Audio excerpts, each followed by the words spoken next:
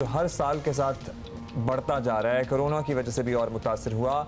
इंतहाई तशवीशनाक के मामला है। इससे और भी ज़्यादा अफसोसनाक बात यह है कि पोलियो एडवाइजरी काउंसिल के क़याम से अब तक एक इजलास भी नहीं हो सका। तो इससे फिर यही तासुर उभरता है कि सीरियसनेस की कमी है। देखिए जी, मैं समझती हूँ कि हुकूमत इस वक्त पोलियो को बहुत सीरियसली ले रही है।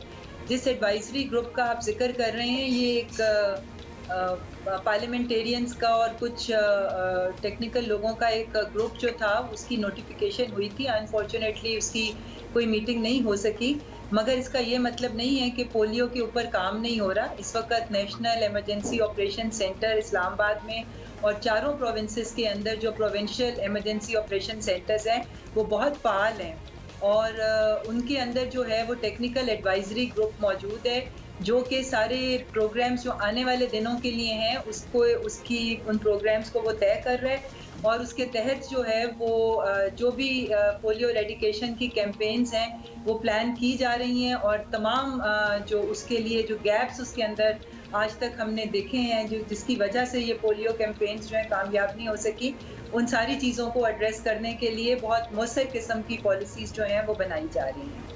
नौशीन साहब, प्रॉब्लम ये है कि हर मामले पर जो है वो सियासत चलती रहती है, लेकिन कम से कम पोलियो एक ऐसा इशू है, हम ये सोचते हैं, जिस पर पाकिस्तान का कोई भी तबका हुकूमत की मदद करने से पीछे नहीं हटेगा और हटना चाहिए भी नहीं। फिर भी क्या वजह है कि आप लोग पोलियो कंट्रोल करने के करीब भी नहीं है? आपसे हम इसलिए पूछ रहे हैं, इम्प्लोर कर रहे हैं कि कोई इशूज़ हैं, कोई मसला है तो उसको प्लीज़ पॉइंट आउट करें। पिछले साल अनफॉर्चुनेटली 147 केसेस थे और उसकी एक पीक हम लोगों ने दिसंबर में देखी थी जब 32 केसेस जो हैं वो आए थे। मगर उसके बाद दो नेशन वाइड कैंपेन्स की गई थी, एक दिसंबर में और एक फरवरी में, और दो कैंपेन्स जो थी वो की गई थी जनवरी और मार्च में, जो कि हाई रिस्क यूनियन काउंसिल्स जो थी उसके अंदर बच्चों को टारगेट किया गया था जहां पर ज़्यादा केसेस थे, उन यूनियन जिनको हाई रिस्क यूनियन काउंसिल्स हम कहते हैं। तो उसके बाद अनफॉर्चुनेटली कोविड आ गया और ये जिन इमरजेंसी ऑपरेशन सेंटर्स का मैंने आपसे जिक्र किया है, इन लोगों की तमाम जो स्ट्रेंथ थी उसको डायरेक्ट कर दिया गया था कोविड को डील करने के लिए। मगर ये जो 4 कैंपेन्स जिनका मैंने आपसे जिक्र किया है, उसके बाद पोलियो केसेस में एक वाज़ेह कमी जो थी वो उसके आने वाले जो महीने थे, जो फरवरी, मार्च, अप्रैल में, उसके अंदर कमी देखी थी। तो वो कैंपेन्स जो हैं वो बहुत कामयाबी से चली थी और अगर ये कोविड का ब्रेक ना आता तो मैं समझती हूँ कि हमें एक डिक्लाइन इन केसेस में जो है वो नज़र आ रहा था और ये ट्रेंड जो है ये मज़ीद भी आगे चलना था। अच्छा नौशीन साहब, अब हुकूमत कुछ संजीदगी दिखा रही है। कई माह तक तात्तुर के बाद इंसदाद पोलियो मुहिम भी बहाल हो चुकी है, तो उम्मीद यही रखें कि अब कुछ फ़र्क पड़ेगा। क्या इरादा है, प्लान किया है कुछ कि किस तरह से आगे बढ़ना है? अब ये 3 हमारी सब नेशनल कैंपेन्स जो अभी आपने देखी है कि एक जुलाई, एक अगस्त और एक सितंबर के महीने में चलेगी और उसके बाद फिर हम 3 नेशन वाइड कैंपेन्स जो हमारी आगे चलेंगी अक्टूबर, नवंबर और दिसंबर में।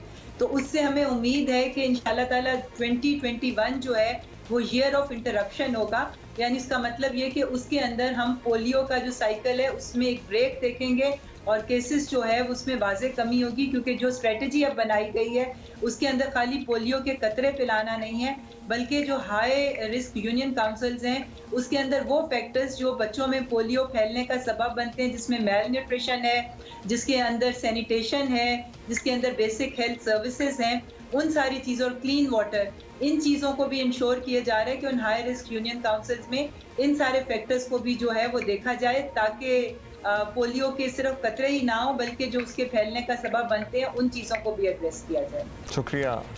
और ये बहुत अच्छी और पॉजिटिव बात है कि हाई रिस्क एरियाज जो हैं आइडेंटिफाई हो जाएं, क्योंकि उनको कंट्रोल में रखना ज़रा ज़्यादा मुश्किल है। जैसे कि अब तो आपको पता है ना कि पोलियो तो आप सीवरेज वगैरह में भी आपको वहाँ से भी उसके सैंपल्स वगैरह मिल जाते हैं, तो लिहाजा बच्चों को वहाँ बचाना ज़रा ज़्यादा इम्पॉर्टेंट है और वहाँ ऑब्वियसली इतने ज़्यादा कतरे पिए भी नहीं जाते। सैनिटेशन, पानी, ये सारी चीज़ें बहुत इंपॉर्टेंट है। अब्दुल्ला, एक और चीज़, अभी हमें जब ब्रेक हमें लेनी है हुमा। अच्छा, जब हम उसकी स्ट्रेटेजिक कमेटी की बात कर रहे थे लास्ट चीज, तो इसीलिए मैं कहती हूँ ये एडवाइजरी बोर्ड जो होते हैं, ये कमेटी जी बिठा दी है और इस पे हो जाएगा, होता कुछ नहीं है। अब आप इसी पोलियो के हवाले से देख लें, दिसंबर में बनाई और एक भी उनकी मीटिंग नहीं हुई। भाई वो कोविड आ गया ना उसके नहीं, बाद। कोविड मार्च में आया था, दिसंबर से मार्च तक एक मीटिंग तो हो सकती थी, बिल्कुल हो या सकती दो थी, या होनी तीन। चाहिए थी।